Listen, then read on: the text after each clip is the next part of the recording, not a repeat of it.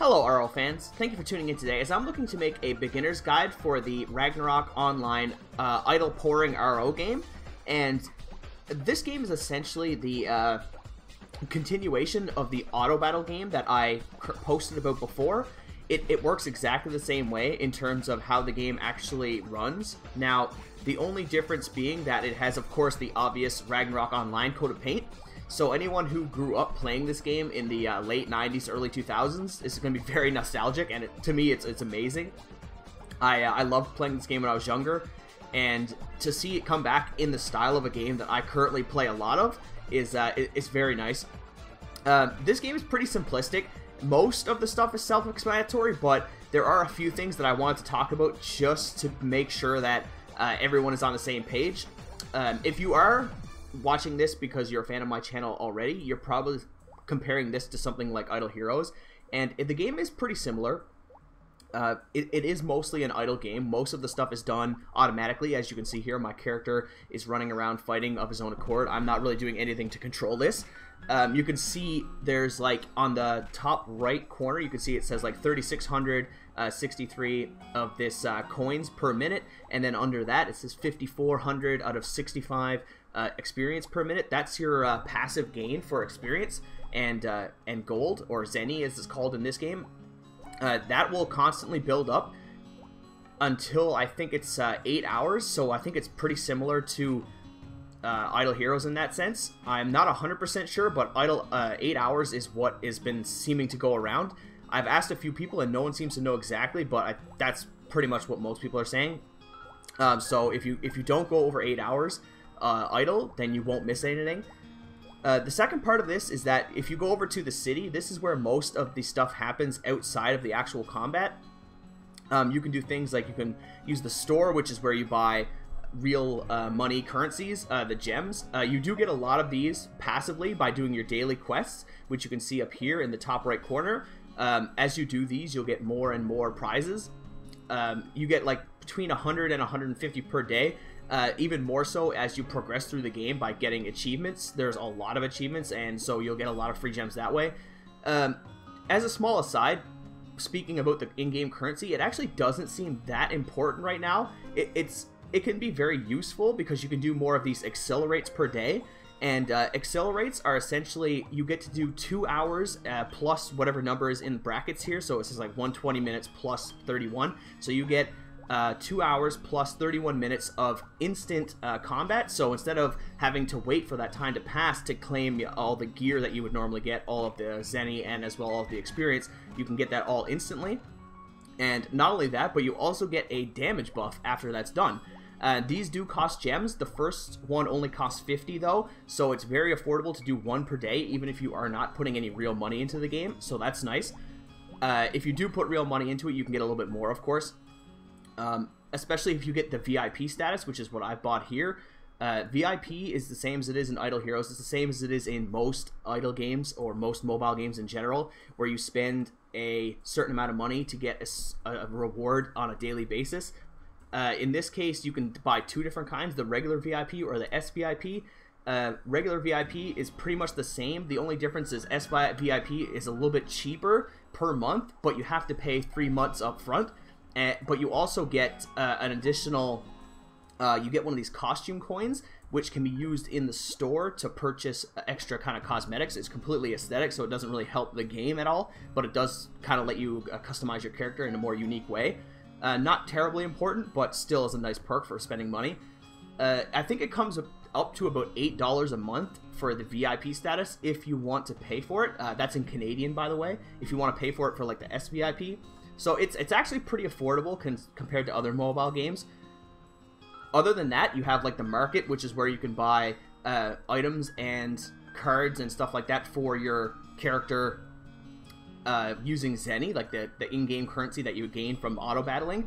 I'm not going to go into too much detail as to what these things specifically do because there's an in-game tutorial that covers most of that pretty well. So I just want to kind of give you guys an overview of the system. You can buy gems, items for gems in here as well. I would not recommend it. Right now, everything is only for sale for gems, but you can refresh the store down at the bottom here for Zenny as well. And when you do that, sometimes you get items like this, like Explore Pet Potion for money, you can buy that with Zenny instead of with the purchased currency, which is a lot better. You want to buy as much of the stuff in here as you can for Zenny, honestly, because Zenny is pretty plentiful, except for like in the very early game. The first like day or two you might find yourself running out, but after that it tends to be abundant, so I wouldn't worry too much about it. After that you have smithing, and what smithing does is the gear that you get as you're battling passively in the main game, like what you're seeing here, your character will find gear that will go into your inventory, and if the gear is better than what you currently have on, it'll give you a notification on your hero, and you can go into that hero tab and you can select the gear and equip it. Now, I don't have any gear that's better, so it doesn't prompt me to, but it would have like a tab or like a little red circle that would indicate that I could change my gear. But the gear that you don't have any use for because your gear is currently better, you can do what's called smithing, which essentially destroys the gear, but has a chance to make better gear as well as give you smithing points. And you can do this until you either get better gear that you can actually equip, or until all of the irrelevant gear you have is destroyed and then turned into smithing points. And then those smithing points can be used in the forge shop to buy gear that is actually useful. This stuff isn't useful now. I've already bought the only useful thing that was here. You can also refresh this shop with in-game currency like the diamonds or the gems, but you do get, I think, 3 refreshes a day for Zenny, so, or actually I think it's entirely free, to be corrected. It's completely free, so you can usually find at least 1 good item per day here, at least for the first week or 2 of playing. So this is a very good way to get better gear than what you might have otherwise. The suit issue is not really too well defined right now, but occasionally you can get these suit designs that you can equip your gears with. Whereas if you find these suit papers, you can go into the suit tab, and essentially it gives your gear an extra stat. Like you can see down here on the bottom, it says 1 piece equals max HP 792, 2 piece equals SP 198, etc. It essentially adds that gear. It's very similar, if I had to compare it to Idle Heroes, to the way that if you have 2 or 3 of the same pieces of gear from the same set on, you get an extra bonus of stats. This essentially adds those stats to any piece of gear, but you have to find the design first. And the design can be found in exploring. And exploring is what your pets do. Once a day, you can go to, where is it, the store, and you can go to this pet tab, and it'll allow you to buy 10 of these hero draws per day, completely for free. I think you can do it 3 times as well, so you get up to 30 per day. So you'll build up pets as time goes on, which obviously go to the pet tab, and you can equip them as you level up, and they will give you individual stats, like this angeling here, for example, gives me max HP plus 3400, as well as gives me life drain, which means each of my attacks recovers 0.9% of my max HP. So these add to your combat effectiveness, as well as they allow you to do those explore missions that I was talking about earlier. And those explore missions can be used to get items. Like you see here, it says possible 6 strawberries, 6 strawberries, 6 strawberries, 1 luck gem, watermelons, and agility gems. So you can, this is where you would find those suit forging pieces of paper, or designs, I guess, as well as numerous other things. The watermelons and the strawberries are actually used for leveling up your pets, whereas these gems that you see here, like level 1 luck gem, they can be equipped onto your gear. Each piece of gear comes with a certain number of slots, between 0 and 4, I imagine. I can't guarantee that it's 4, but I assume it is, because that's the way it was in auto battle. And you can equip those gems to your gear to give them additional stats, like strength plus 10 or stamina plus 3, or whatever the case might be. And those gems can be increase their effectiveness by having 3 or more. If you have 3 of the same type of gem, like I only have 2 here, for example, but if I had 3, I can compose them together to take 3 gems that equal 3 stamina and merge them into 1 gem that equals 10. So not only do you get better stats, but you get them condensed so that they only take 1 spot, allowing you to have more gems on your gear at once. And, oops, after that, what we would have would be the guild. The guild tab is kind of underdeveloped right now. It's mostly used as a kind of like a group that you can chat with.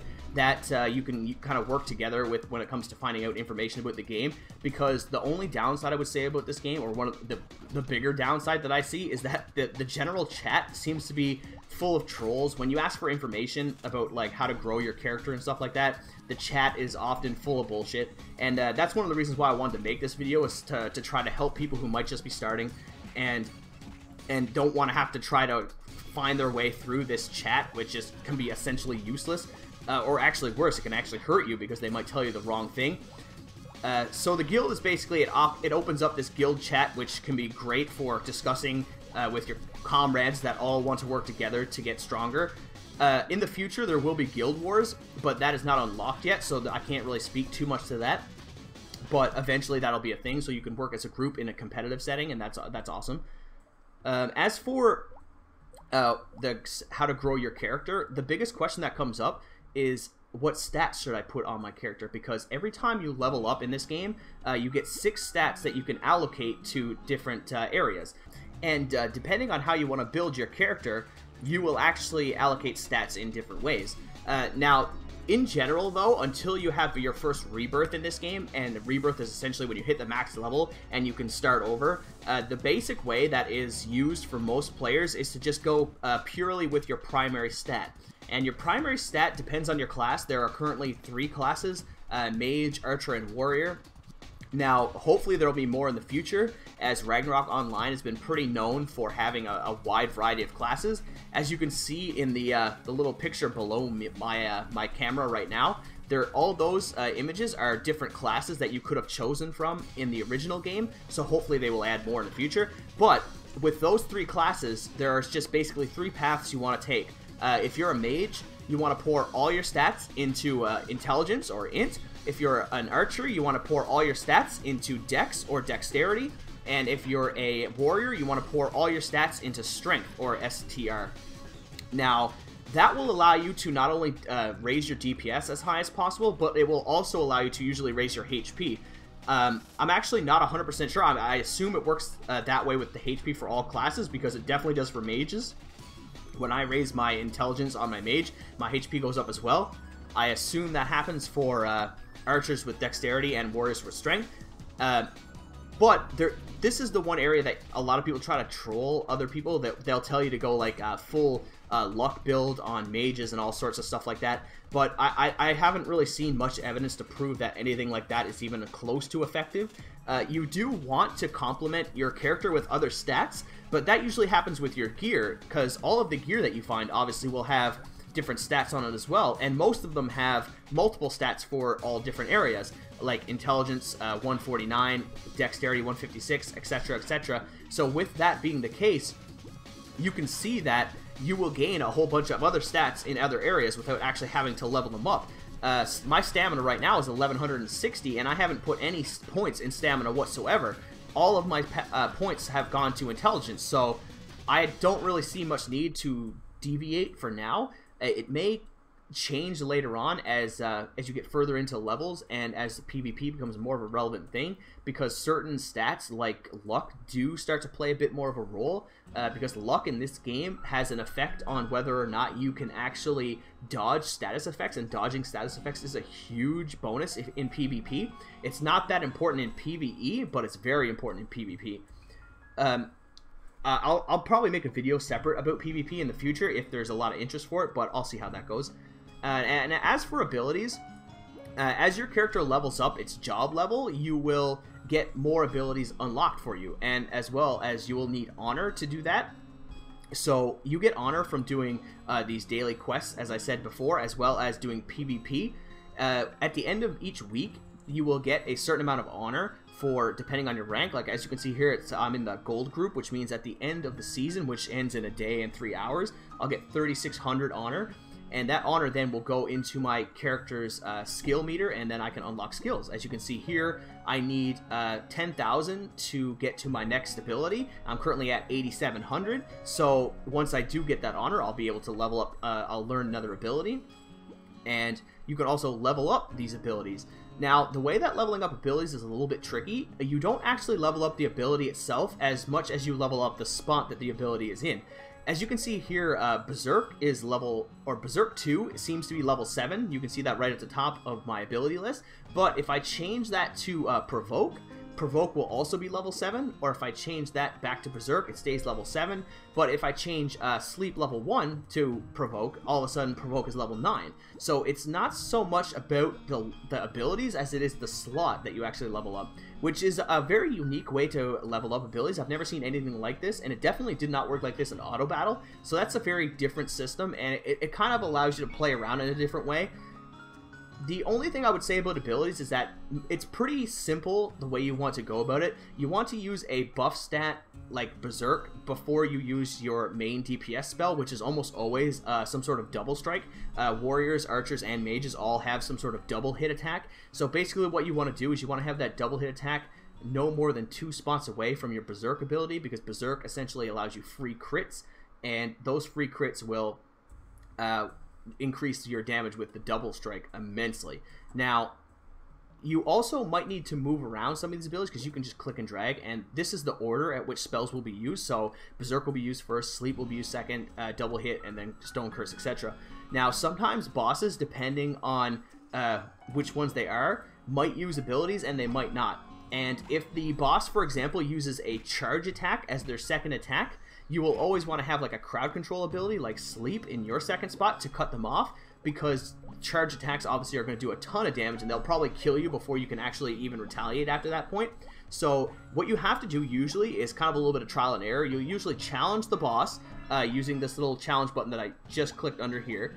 And this will challenge the map boss.